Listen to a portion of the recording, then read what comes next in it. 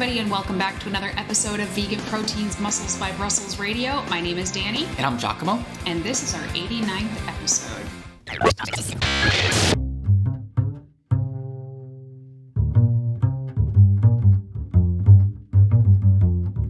Hey everybody, welcome back. Thank you so much for tuning in.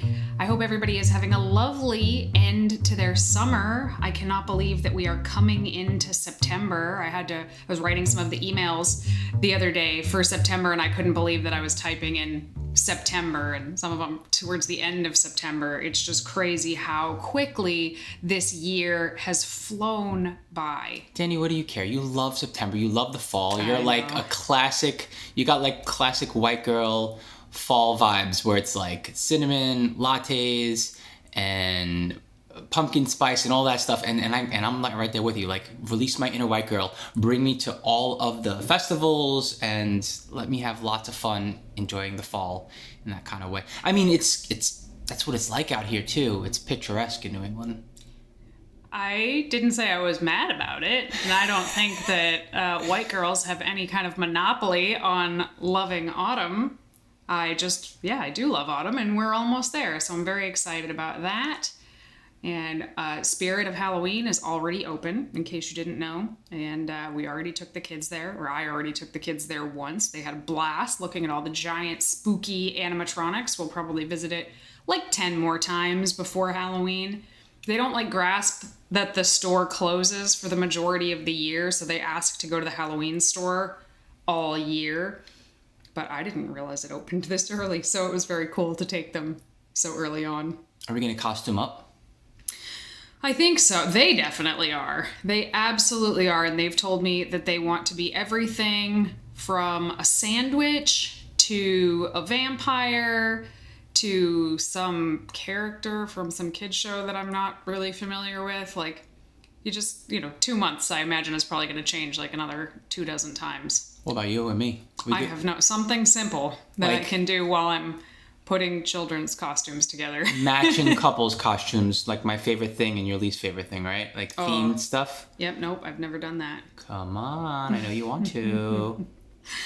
Anyway. Truth be told, I am a little depressed about the fall because my energy conservation is on overdrive from prep, so I just know that I will not be able to participate in September. I just won't have the energy to, because this is the tail end of my prep and I start my season in October, November. So that's bumming me out. I'm looking for the holidays, but I'm gonna live vicariously through my niece, my nephew, Mama Koala, which is how I address my mother-in-law. Her name is Laurie, by the way. And you obviously know Danny, she's Koala. But yeah, I'll live vicariously through y'all. And Giacomo is very deep into his prep. His energy is super low, and his hunger is super high, and his fun meter is at a 0 at the moment. But that's okay, because I can just screw a smile on my face and just smile while I talk, and you'd never know. Psych, you would know after talking to me for about 60 seconds. It's a bit much. Yeah, what you guys don't know is that we've sped Giacomo's voice up 150% on this podcast so that he can sound normal. Just kidding, we didn't do that. In other news, Danny and I flew out to Atlantic City like ballers. Not like ballers, but it was kind of fun flying out. We flew Spirit, try not to be jealous. In our defense, they're the only airline that flies out to Atlantic City, and we didn't want to go to Philadelphia. We wanted to go right in. And we went there to case out the joint, and it's my clever way of saying we wanted to check out the landscape and what everything would look like where we're going to host Plan Built at Mr. America, and make some plans with the promoter and be familiar. That way, when we actually get there, we know what we're doing and we're able to plan some stuff. Speaking about Plan Built, we have a fundraiser happening right now, and this is to raise money for professional media production and also for travel, so that we can do this thing up properly and represent for the community the way that you want us to, for the animals. You can check out the link in the show notes. We have swag and your chance to be a part of history in the making that you can only have access to through this fundraiser. The team designed a super cool logo. It's this jacked elephant in gold print hoisting a barbell up with its trunk. Yeah, and there are packages where you can get a t-shirt with that, a t-shirt and a hoodie, all of these different packages, but this is the only time these particular shirts will ever be made. They say Vegan Strong Team on the back. Very cool, very badass. If you want in on this and to support a really great cause, be sure to check out that Indiegogo campaign because it ends, I don't know exactly what day this is going to go up, but I don't know, it ends in like 20 days or 25 days or something like that. And then they shall be no more. So get in on that while you can. And we super duper appreciate everyone's support. And then finally, I just completed my second show this year, this past weekend. The first show, I called it an exhibition show because I was completely unprepared and bloated and not super lean. And I went out there because I haven't been out there in 5 years and I had to remind myself what it feels like. This show this past weekend, I was leanish, but I went out there super flat, meaning I did not carb up my muscles at all, and I wasn't as lean as I'm going to be in October, November. So a little hard to show up, but also I felt like it was a good show to be at because more time on stage, more of a chance to reflect and think about what I will be bringing to the stage at Mr. America in October and various other shows throughout October and November. And I did not want to derail my plan to become leaner, so there was no carbing up because that would have just slowed things down because I'm really going for broke, scraping at the bottom of the barrel and then hopefully filling out nicely for October, November. So we'll see. It's been quite the path. I started doing this in August and it's now... August. Yeah, it's been a while. It's been a long ass time. And it was also the first competition that either of us has ever done that the other one didn't get to come out and support. I wasn't able to actually go and be there and watch it, and it was driving me bonkers all day to know that he was there and getting on stage and I wasn't going to be able to be there and see it, and he wasn't like answering me fast enough, and I was just on the edge of my seat all day. So didn't like that. Hope to not do that again. But I like being in the zone and being by myself the day before the show. I hate not having the support during the show, meaning I don't mind being at it alone. As a matter of fact, I feel like it helps me, but not at the expense of not having my support, my Danny in my corner. Don't get me wrong, there was a lot of support backstage, but it's not the same as personal support. So yeah, I was pretty sad that she wasn't there, but it was just too long of a drive. The kids would not have survived that drive out and that drive back. It would have been a disaster. So next time. Yeah. So what are we talking about today, Giacomo? Let's get into it. Oh, sure. We're dragging. Yeah, we are. Well, we have so much to share. We have had a lot going on. Mm-hmm. We're going to get into digital wellness, which is something we're going to be speaking about all month, actually. Well, I'm going to be definitely touching upon it, or at least I'm going to try to, because this is a very passionate topic of mine. And I feel like when it comes to digital wellness, what most people focus on is just using less of the digital world. And I think that's a mistake, because love it or hate it, like it or not, wanting to engage in it or not, it is necessary.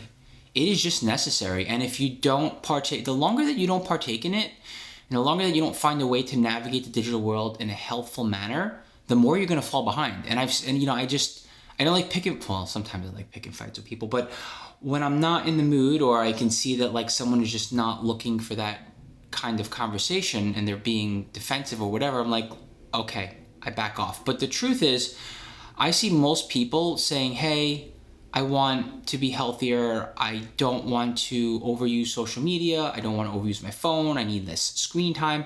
And they literally just create a hard boundary and they just use less technology.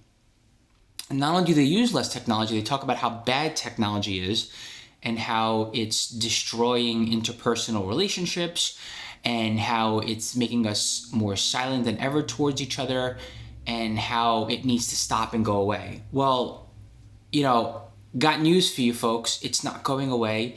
It's only going to get, I don't want to say worse. It's just we're only going to become more and more integrated in terms of how connected we are through technology. So in my opinion, it's best to learn how to navigate it safely, navigate it well, and create healthy boundaries. So I feel like I want to make that the theme of this conversation, and also to give you some healthy tips on how to have a healthy digital landscape.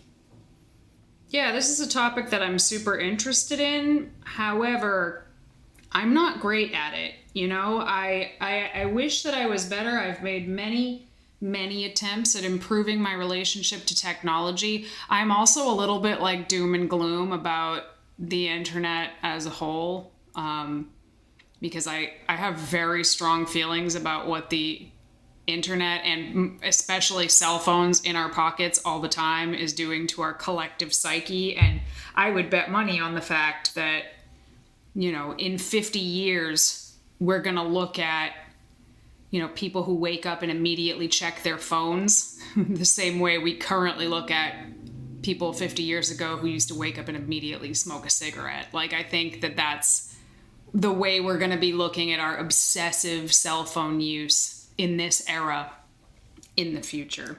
But, you know, that said, I am just as much a victim of it as anybody else. A victim and a perpetrator, I would say. A victim and a perpetrator, because I actively use social media, and it's part of my job. I don't really have a choice in terms of using it, but I do have a choice in how I use it, and that's where I try to be as judicious as I can be.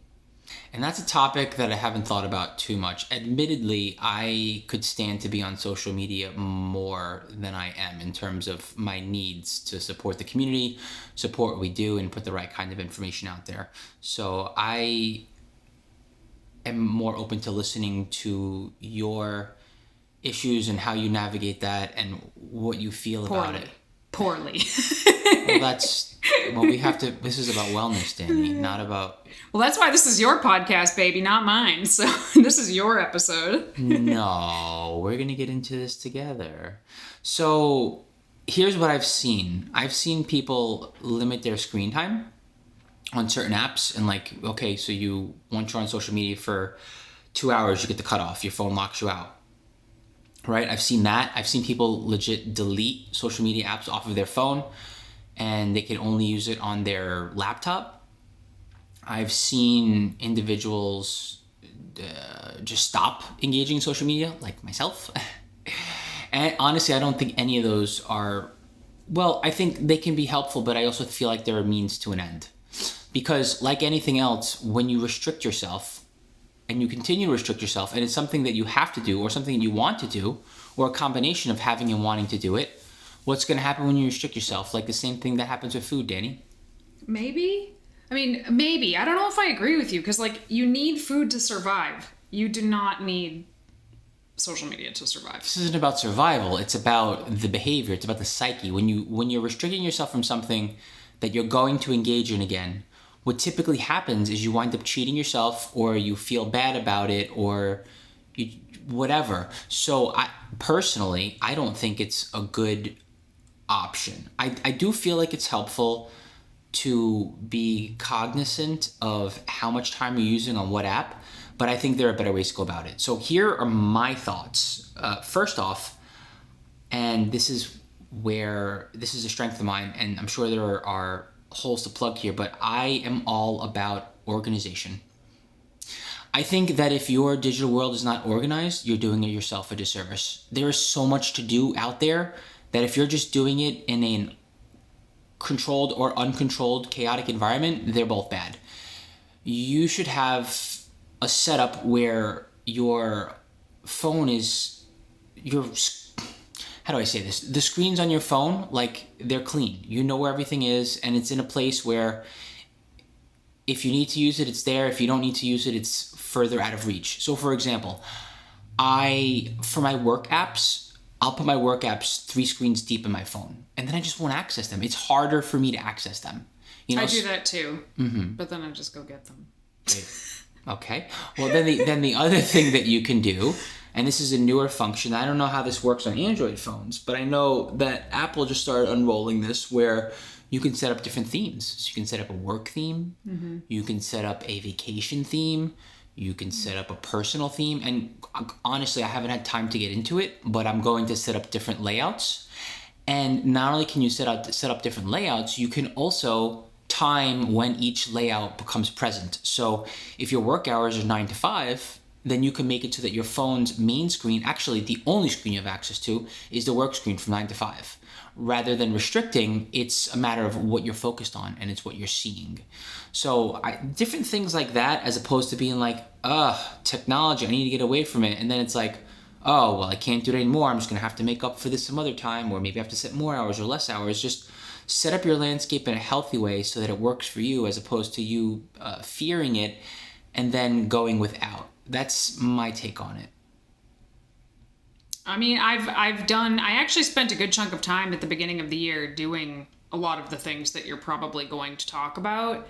But, like anything else, I think it requires a lot of discipline.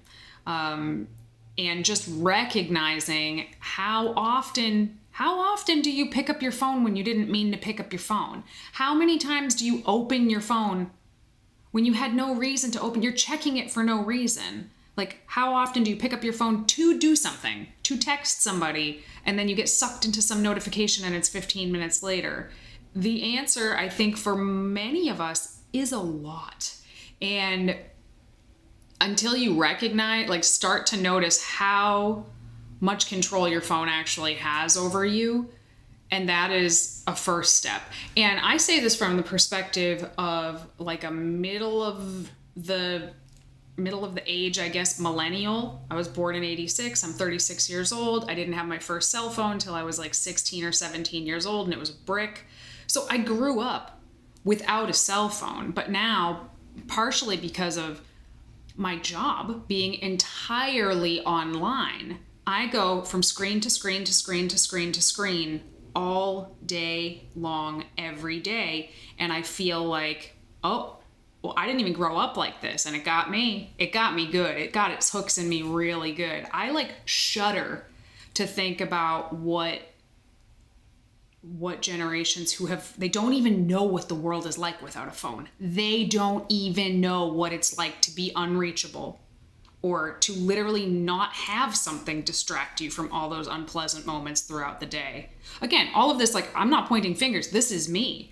I get stressed out, or I'm in a place that I don't want to be. I look at my phone. I start scrolling through something on my phone. I'm not sitting there in those uncomfortable feelings. I have a constant pacifier in my hand.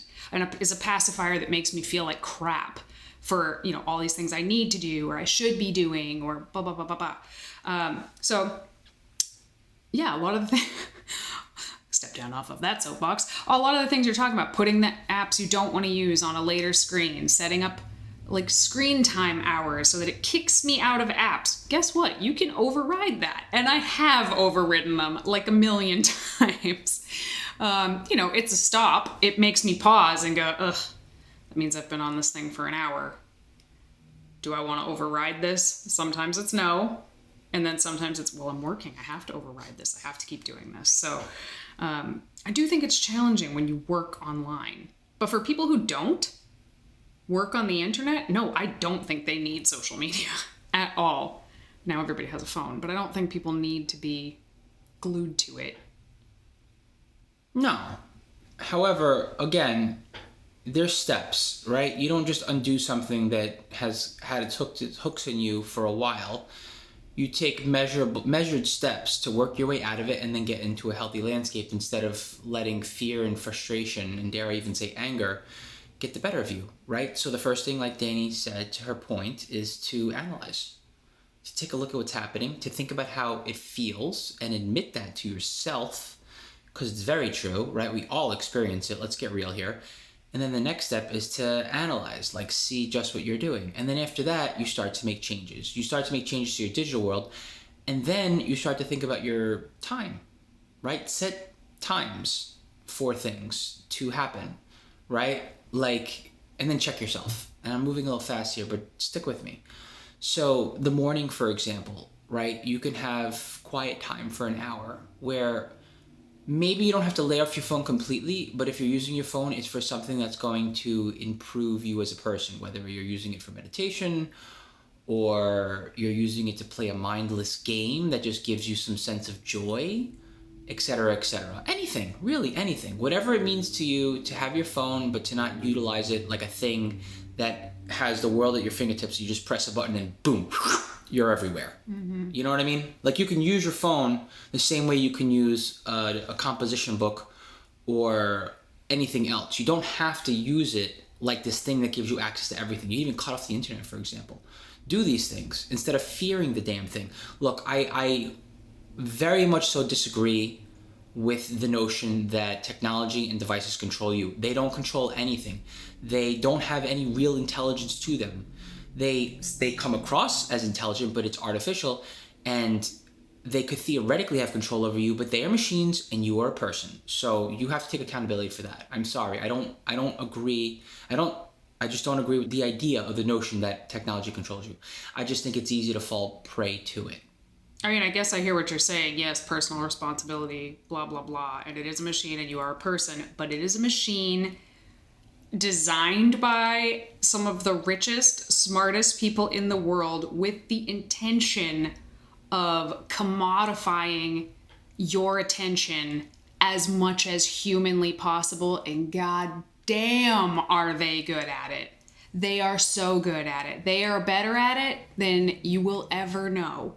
The people who made these things struggle to not fall prey to their own kind of monster that they've created. If you ever watch some of the interviews with these people, a lot of them like feel very regretful about the monster that they've created. I don't know. I get what you're saying. I just have a very different take on it, I guess, because just from a this isn't even just my own personal self, but just from a bird's eye view, I think that on the whole, it's not great. And there's lots of good things about the internet. I love the internet. You get to meet people, find like-minded people, find communities of people interested in what you're interested in. That's literally how Giacomo and I met. But there's something about the level to which we've taken it that just feels really insidious and like a very, very, very difficult habit to move away from. And I say that as somebody who does not have like an addictive personality really at all. But this is very challenging. Same. I'll give you some background. I, similar to Danny, probably even more so came from because I was born in 80, I came from the era where analog and digital was just starting to cross over. And I spent a great deal of my time at home and a great deal of my time at school learning computers, learning the digital world, utilizing it, growing with it, having a deep fundamental understanding of hardware, software, how to socialize it on it, how to integrate on it. I grew up privileged in that sense, in that was a strong part of my focus curriculum-wise. It was just, I went to specialized school and I learned about all that stuff. So, and I had access to a lot of it, not only at school, but also at home. So I suppose I have a little bit of a different perspective, and I feel more of a sense of control over the giant machine that just continues to engulf our universes, for what it's worth. And I have a genuine interest in it too. Oh, it's interesting. I agree. So, I could talk about it all day. I just don't know if the stuff that I have to say is super helpful to anybody. That's why I wanted you to give all of your worldly advice, because I can tell you all the tips that I've heard, but I can't tell you. I can tell you a very short list of things that have genuinely helped me. Well, the truth is, be more digitally well. It's blown past me by no one can keep up with how fast things are evolving. And the short of it is that, again, you have to look at your schedule and you have to make hard boundaries. Well, not hard boundaries. You have to make boundaries, and then you have to realize when they're no longer boundaries and they're lines that you're crossing, and then you have to renegotiate your boundaries. Like anything else, you have to outline your habits, and then you have to put them into routine and make them consistent, and then you have to figure out where they're failing you and adapt until you have set, consistent routine that lasts for a while. And know that you're going to fall back, because like Danny said, these are very powerful things that people continue to evolve as far as social media and things that are designed to suck you in, take up as much of your time as humanly possible. So it's going to happen. It's going to happen. But that doesn't mean that you have to be a victim. That just means you have to continue to floss, if you will, right? Like keep yourself healthy. Like you work on everything else. You work on your body, you work on your mind, you work on your digital wellness, right? There was a point in time less than a year ago where I had an hour to 2 hours free off the phone in the morning, and I had 2 hours of no screen time whatsoever, no screen period. Well, that's not true TV, but we're not going to count that. But 2 hours of no screen time at night. Just that alone, isn't that crazy? Like 20 years ago, it was all like, get the kids away from the TV. Now it's like, oh, TV, that's child's play. We don't even count it. It's true. Point is, I had a healthy schedule, and everything seemed like it was flowing well as far as my organization on my phone screen, on my computer screen, and then I got busy this year, and I got stressed this year, and life threw me curveballs, and I let all of those things become excuses, and I allowed myself to engage in sabotage, and I'm at a place right now where I'm tapping on my phone again, and I'm looking at my screens in my computer. I'm like, this does not look the way that it should. I need to do better, or I'm just going to sit here in a like half controlled, half uncontrolled, chaotic state. And none of that is healthy for me, and I'm excusing myself, being like, I'm just busy, but it's not okay. But at some point or another, I'm going to do a little flossing of my digital world, and I'm going to clean it up again, right? And the things that have worked for me are setting up times when I wake up and before I go to bed, and blocks of time on the weekends where I just say, these aren't lines. These are definitely not lines I'm crossing. These are boundaries that are working, and I'm going to stick to them. As in the way that you use your phone or your computer, not using it at all, etc., etc. And what that means for everyone is going to look a little different. And it is totally doable, and there's nothing wrong with checking yourself a couple times a year, just like you do with your nutrition habits. For example, we're not afraid to do it there. Why would we be afraid to navigate the digital world like that? Yeah, I mean, I totally see the parallels. I do think it all comes down to discipline, just like it comes down to discipline with your training and discipline with your nutrition. I completely agree. But, I don't walk around with a candy bar in my pocket all day. If I did walk around with a candy bar in my pocket all day, I'd probably eat a little more candy than I normally do, right? But I'm walking around with what is essentially a digital candy bar in my pocket all day that can make me feel, quote unquote better at any given second. And man, that is hard to resist sometimes, especially when, like you just said, you're more stressed out. So, we did have some big curveballs thrown at us in the last few months, and I immediately noticed myself using my phone more and more unintentionally, I guess, because I do think you can intentionally use your phone for good. It's when you don't want to be on it, when you don't mean to be on it, and you're finding yourself on it. That's when I get all red flaggy. I do have some things that have been helpful, but I think if there is such thing as a phone addiction or an internet addiction, I would say that I probably was pretty in it for a while. For good reason, just to be on there helping people, but still, it sucks you in, right? Don't follow people that make you feel bad. Don't follow accounts that make you feel like you're not good enough. Period. The end. If you're constantly looking at people that are like airbrushed and photoshopped and it makes you feel like you look ugly, don't follow them. First of all, it's not real in the first place. It's complete and utter BS. Why don't you see people walking around like that in real life? Oh, because they pretty much don't exist. So they're not real. Don't follow them. They make you feel bad. Likewise with what I lovingly refer to as lifestyle porn. People who just constantly seem to have all of their stuff together, no matter what. They're constantly organized. They're always on the ball. You don't need to follow anybody that makes you feel like you're not good enough. Social media is a highlight reel. Getting rid of that sort of stuff can be really, really helpful. And I've even told some of my friends and family at some points to unfollow me. Because first of all, my life is not perfect. My body is not perfect. Things aren't perfect. But I guess if someone didn't know me at all and they just saw my social media, they might kind of fill in the blanks and think that it is really perfect, but it's not. So, telling my own friends and family, like, what? If what I'm doing is upsetting you, just unfollow me. You're not going to hurt my feelings. Like, you got to take care of yourself.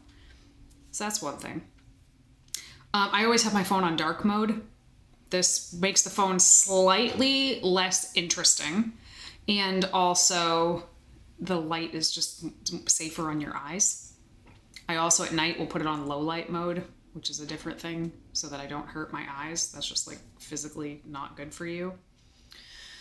I was so good at this for the first 6 months of the year, and I've completely fallen out of the habit of not scrolling my phone in bed, not using my phone in bed at all. I was so good at it. I was just reading books every night to go to sleep, and it was great. And then I just like couldn't find a book that I was really interested in, and you ever like start reading a book and it kind of sucks and you don't want to finish it, but you don't want to quit on that book, so you just stop reading altogether? Yeah, that's what I did. And and then the phone snuck its way back in to the bed, so I need to get that back out again.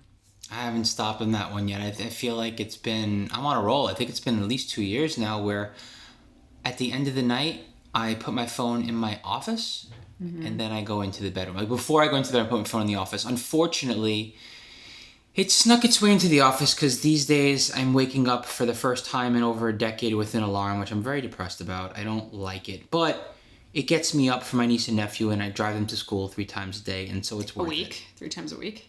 3 times a day would be really weird if you drove them to school that much. Sure would be. And so for that reason, it is worth it, but I do not like it. I do not like waking up by an alarm clock. So, but I still don't look at it. And what I have managed to do is find a way to have some downtime in bed to decompress, as opposed to what I usually do, which is I get lazy on the couch and I fall asleep to a show, which Danny hates because we don't watch the whole show.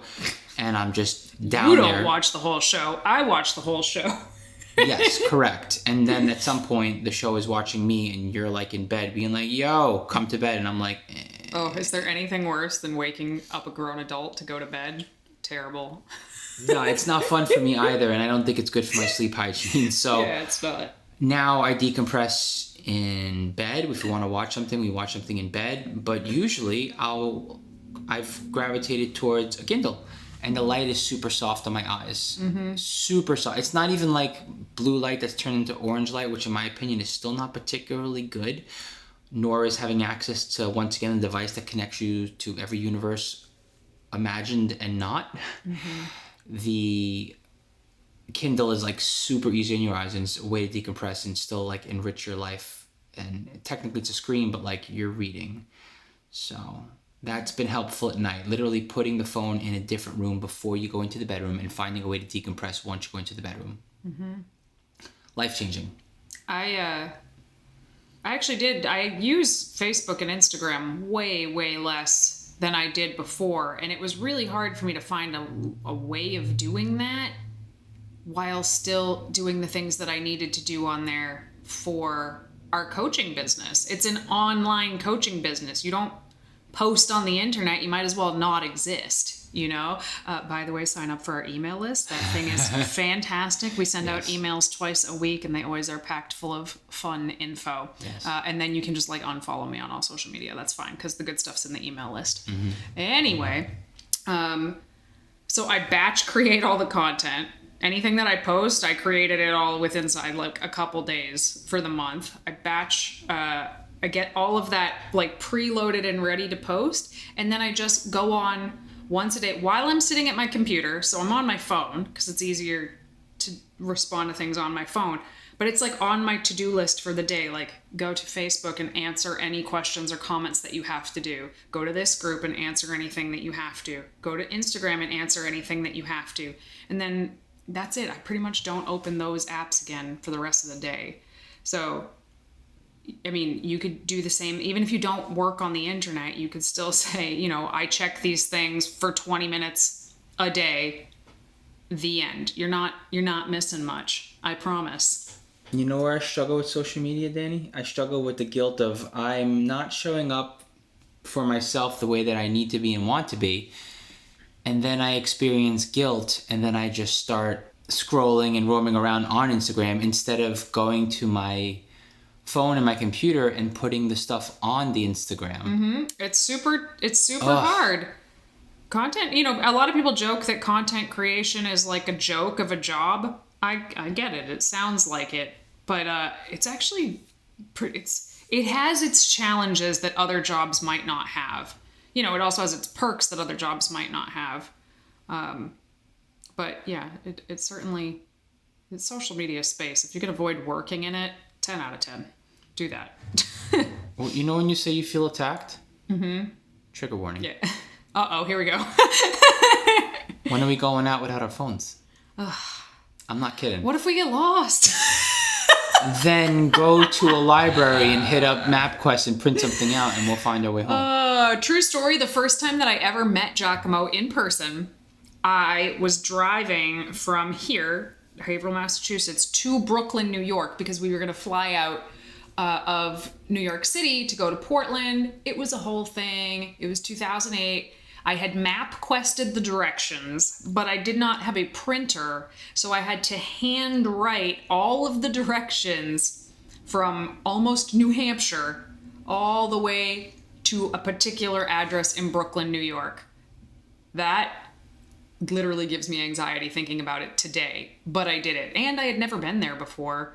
And I was like 21 years old. Yikes. See, we're just dumber. Our phones just made us all dumber with shorter attention spans. You never wonder about anything anymore because you say, oh, what is this thing that, I'll just Google it real quick. I'm the queen of I'll just Google it real quick. Like no question sits in my head for more than 20 seconds before I have found the answer. And I just feel like that can't possibly be good for us, like as a humanity. Don't let the existential dread creep in. Don't let the existential dread creep in. Sunday? Do I hear Sunday? Oh, you asked a question. I didn't answer it. Yeah, I don't know. You know what I found? You want to laugh? I've legit started to leave my phone unintentionally at places. Like I'll go to check out at CVS and I left my phone on the counter and then I went to go order something from somewhere else and I came back. And part of it you could be like prep brain, but... That's exactly what it is. It's prep brain. I disagree. No, you didn't do that on purpose. I think it's one of those things where I'm trying to be without my phone and I wind up unintentionally leaving it somewhere. I mean, I laughed it off. The person came out, I was like, yo, because I parked in CVS and I went to go pick up something at Grasshopper Restaurant, which is a block away. And come back, he's like, yo, you left your phone here. I just started cracking up. I was like, oh, sure, I'll grab that thing. It's like, okay, it's like that Corona commercial where you throw the phone in the river. I have no idea what you're talking about. Maybe someone will get the reference. It's okay, you're on a beach, you're relaxing, you're drinking a Corona, chuck your phone not in the river, in the ocean. Get rid of it. Just check out. I've done that on more than one occasion, and I'm starting to think about it psych-wise and saying to myself, you know what? I think I'm pushing towards finding ways to not have my phone on my person unintentionally because I want to. I went out for a coffee with my mother-in-law and I didn't mean to leave my phone home, but I did. And once I realized I did, I'm like, yes, this happened. And I didn't even plan on it. Mm-hmm. So you don't even have to make it this intentional thing where I'm going to leave my phone home. How would I listen to music? You know what I would love? An iPod. Anybody know where I can get an iPod, with no internet, just load my music onto it and just have my music? Because that is actually the number one reason that I have my phone on me 24/7 is because I am almost constantly listening to music that lives on my phone. So then I'll be like, oh, I don't really want to listen to this song, so I'll go pick it up to skip it. And then I'm like, oh, I have a notification from blah, blah, blah, which is the other thing that I've done. I have shut off almost every single notification. If you go to settings, about 2/3 of the way down that page, you click notifications, you can go through and you can shut off notifications for anything you want. So I have almost no notifications turned on whatsoever. And no badges, no little numbers on my email, nothing. So that is actually something that's been really helpful because those notifications, again, they're just designed to suck you right in. So turning those off was hugely helpful. But yeah, I would love to just have my music not be connected to the device that's trying to eat my soul all the time. See, and I don't mind it.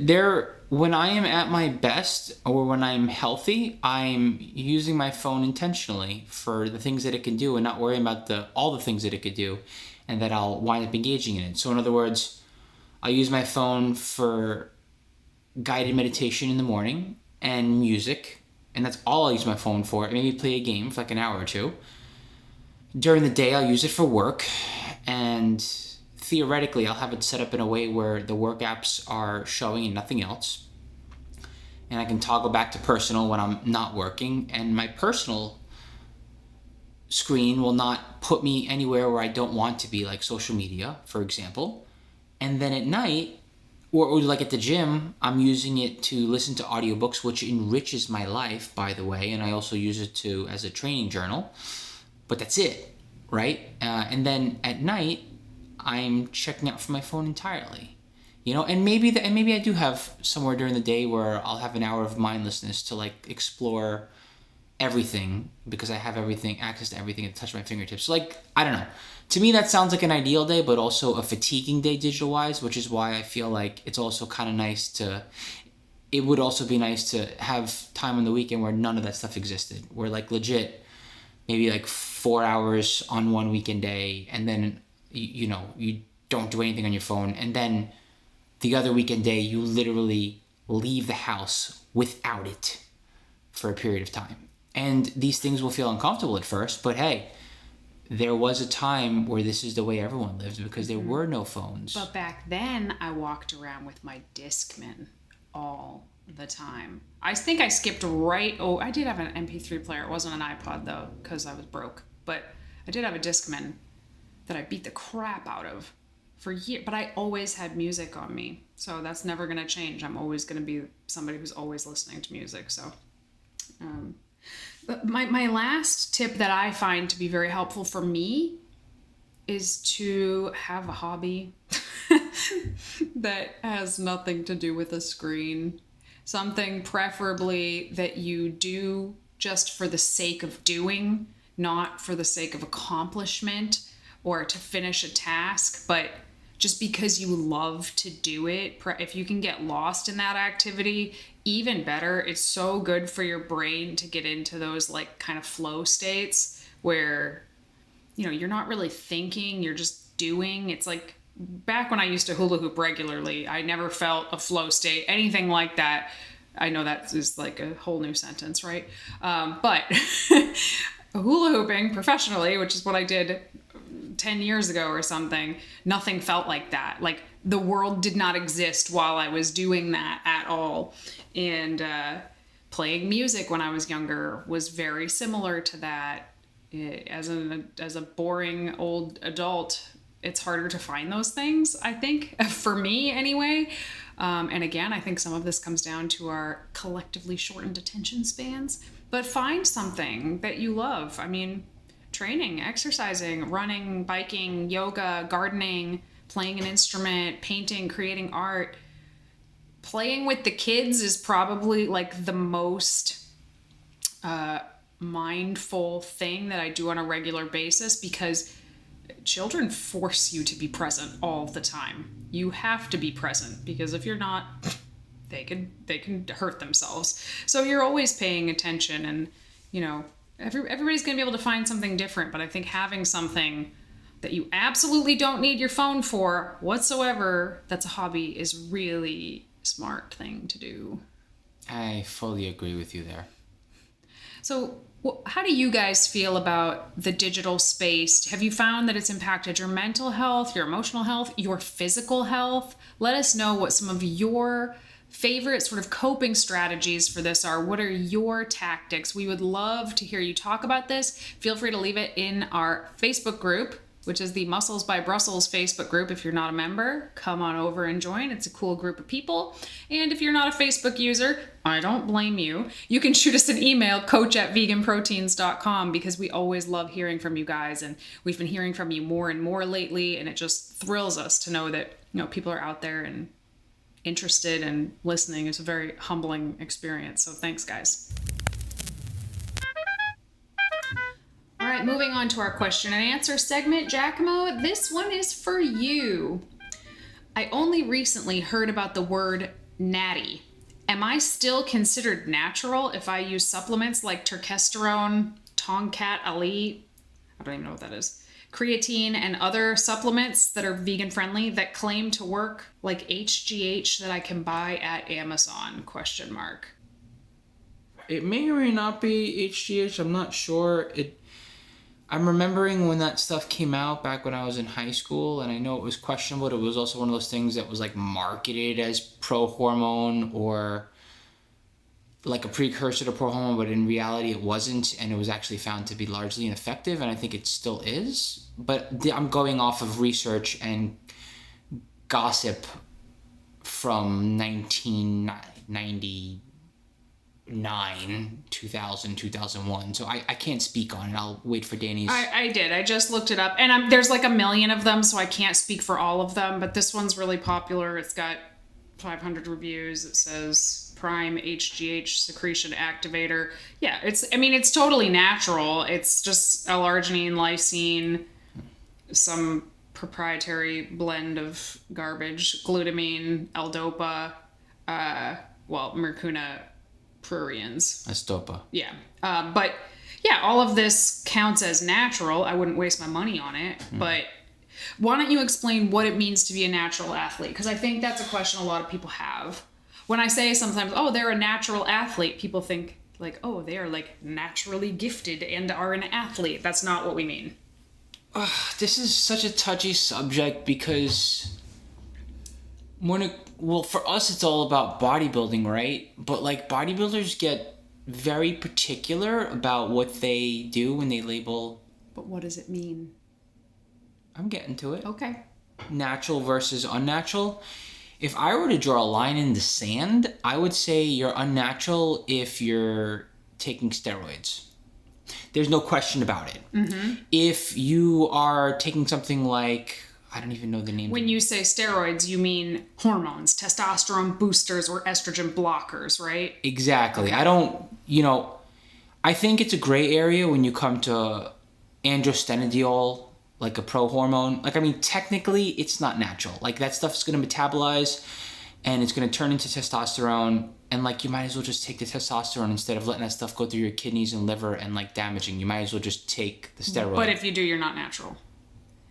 Correct. So, yeah, natural means someone who's not taking performance-enhancing drugs. At all. At all. But, again, there are gray areas here, like pro-hormones. They just are. I'm sorry. I feel that way. Like DHEA, for example. And like SARMs. SARMs were considered natural, and then a couple of years ago, people were like, whoa, no, they're not. And then so the banned substance list is made by WADA, WADA, and it's updated regularly because stuff changes all the time. Right. But here's where I feel like it's a topic of debate. There is what's generally accepted as natural, and that's being WADA compliant, and then scrutinizing the WADA list and being even more compliant than that, meaning say you go to a natural bodybuilding organization, they'll throw other things at you, being like, well, this is what WADA says, and we have some other things that we want to add to it before WADA adds to it, or they just don't see it as an issue. And the details don't matter. Right. But it's like, this stimulant, for example. Like geranium flower, maybe it's not on the WADA ban list, but it's on the natural bodybuilding ban list. That is not a true statement. That's just an example for argument's sake. So, it's, if you're looking at a natural bodybuilding organization, they'll scrutinize the WADA list even harder. If you're looking at WADA, they'll throw things in there that arguably, in my opinion, are a gray area for various reasons. Say you have low testosterone. Say that you are a cancer patient that's in remission. Well, I think, and correct me if I'm wrong, but I'm pretty sure this is correct. In general, WADA will allow you to take testosterone if I don't know any professional athletes who just have low testosterone, but if you had low testosterone, they'll let you take it into a normal range. In natural bodybuilding, let's say a doctor has diagnosed you with low testosterone, which has really crappy health implications, right? In natural bodybuilding, you cannot take any testosterone, even if it puts you at the bare minimum of the normal range. You cannot take it at all, ever, no matter what. I want to say it depends on the organization. I feel like there's an organization out there. There might be one, but the big ones, absolutely not. There are exceptions, but these are the general rules. exceptions in the organizations. But yeah, like same thing for women. If you get diagnosed with low testosterone or high estrogen, you may very well have those medical conditions. But if you want to compete in natural bodybuilding, tough noogies. You can't take anything to do that. And I actually have mixed feelings about that because, and I understand why they do it, right? Because you're playing with fire when people start taking any of this, but how can you ask people to live with a medical condition just to come win your shitty $2 trophy? Well, it's stupid because people will game the system. They'll game it no matter what. But if you blur the lines, if you play in the gray too much, it will give people too much leeway and they'll justify them gaming the system and being like, look, you weren't clear. So I'm not putting all the blame on the organizations and saying like they're too anal retentive about it, although technically I think there's some element of that. Yeah, I don't think they're too anal retentive. It's just some of the stuff, just like you, I don't always agree with it. But there's no perfect system. Again, you will have people that will abuse any system. And then you'll have people that get caught up and are unfortunately victims of technicalities. Like, for example, a drug that can help you shed water can also help you with your acne. And if you're taking it, all of a sudden you're screwed. I had a client that she was her first show or her second show or something. She won her pro card. Once you win your pro card, you go get pee tested. They did a urinalysis. She tested positive for spironolactone, which she takes for acne, but it happens to be on the banned substance list, and she almost didn't get her pro card. Now, spironolactone is a testosterone blocker. That's why it helps acne, right? Because a lot of acne is caused in part by high testosterone. So like, that's so crazy to me. You're going to penalize a bodybuilder for taking a testosterone blocker? What? Like, that's so dumb, but that is what it is. So when people talk about natural bodybuilding, this is what we're talking about. So this guy who asked this question, all the things that he mentioned are fine. Creatine, totally fine. Most herbal supplements, most stuff that you can just walk into a vitamin shop and buy, most, not all, most stuff would keep you in the natural bodybuilding So the moral category. of the story here is, as far as how you identify, yeah, sure, natural. Should you want to take this to a competitive level and compete with an organization, start to pay attention to what you're doing because there are boundaries. The cool thing, though, is that the ones that are like, duh, don't do this, like don't shoot up or don't like take a pill that is straight up test, there's longer bans on that, like 7 years. And the or stuff 10 years. I think INBF is 10 years now, 10-year ban. And then the stuff that is more of a gray area, it's more like don't do this stuff for 2 years. So they're not, they are trying to support you as an athlete should you want to come and play by their rules. Yeah, and there are some people who, maybe they were 20 years old and they were dumb and they took something that's on the banned substance list. Like, they're not trying to be jerks and kick you out forever.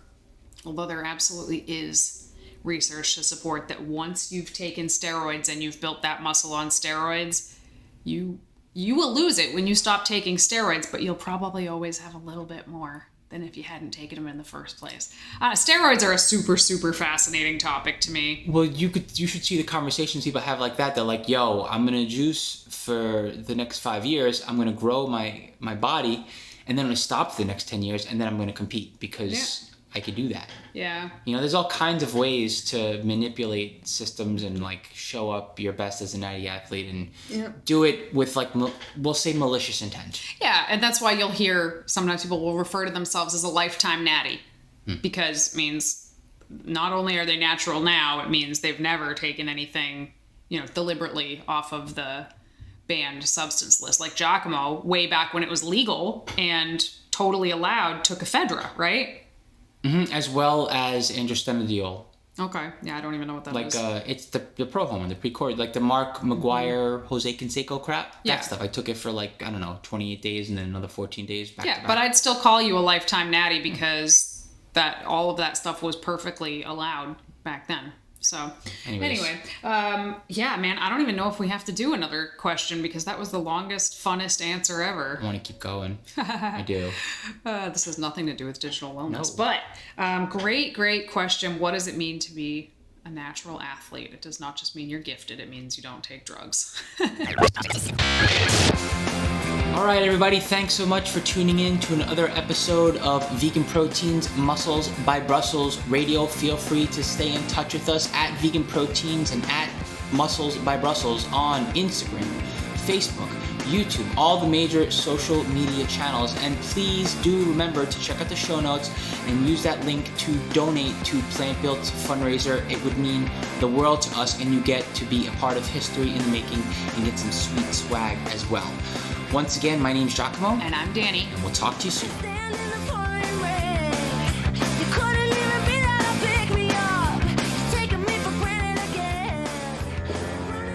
Mm-hmm.